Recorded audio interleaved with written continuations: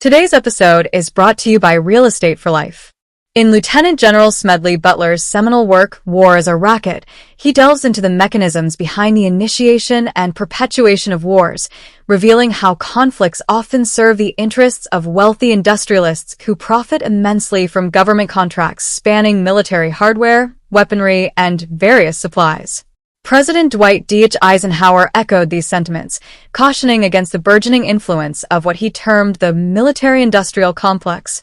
But what exactly is this complex, and how has it shaped American foreign policy? Welcome to this episode of Forgotten History. On January 17, 1961, as Dwight D. Eisenhower concluded his presidential term, he delivered a poignant warning to the nation about the growing power of the military-industrial complex. Drawing from his extensive experience, including serving as Supreme Allied Commander in World War II, Eisenhower highlighted the unprecedented expansion of the armaments industry. Companies like General Motors and Ford, once focused on civilian production, swiftly transitioned to manufacturing military equipment, fueled by lucrative government contracts. The aftermath of World War II saw the United States emerge as a global military powerhouse, with an extensive arsenal and a sprawling defense industry.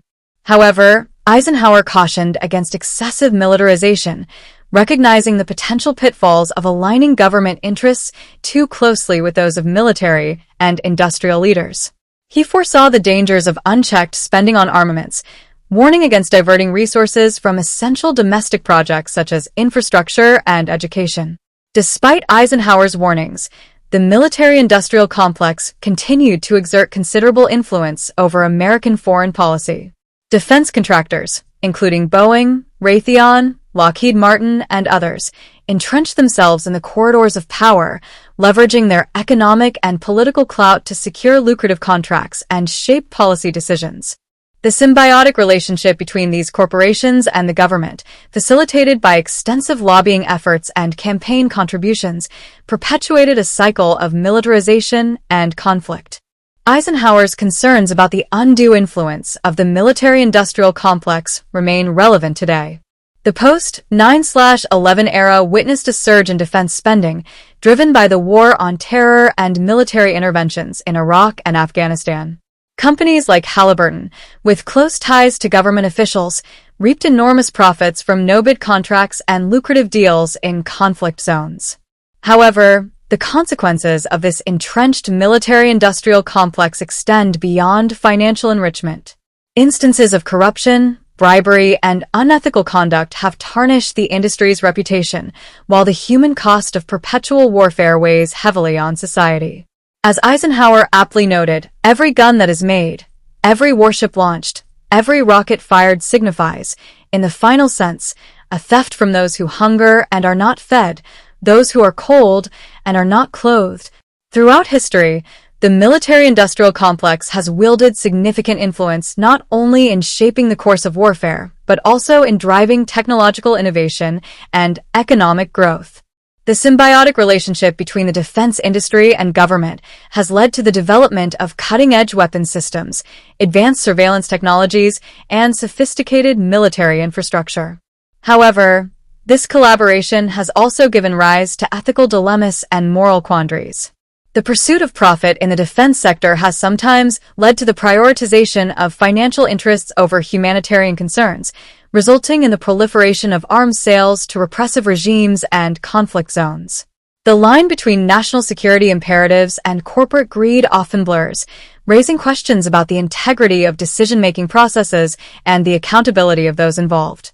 Moreover, the military-industrial complex has profound implications for global stability and security. Arms races fueled by competition among nations and the proliferation of weapons of mass destruction pose existential threats to humanity. The unchecked growth of the defense industry perpetuates a cycle of violence and conflict, undermining efforts to promote peace and diplomacy on the world stage. In recent years, there has been growing scrutiny and public awareness of the influence wielded by defense contractors and lobbyists in shaping policy decisions. Calls for greater transparency, accountability, and ethical governance have intensified, prompting reforms aimed at curbing the undue influence of vested interests in the corridors of power. As citizens, it is incumbent upon us to remain vigilant and actively engage in democratic processes to hold our leaders accountable. By advocating for policies that prioritize diplomacy, disarmament, and conflict resolution, we can strive to mitigate the harmful effects of the military-industrial complex and work towards a more peaceful and just world. In conclusion, the military-industrial complex represents a complex web of relationships and interests that exert profound influence over national and international affairs. While it plays a crucial role in ensuring national security and technological advancement, its unchecked growth and influence pose significant challenges to democracy, peace, and human rights. Only through informed public discourse, responsible governance, and collective action can we hope to address these challenges and build a more sustainable and peaceful future for generations to come.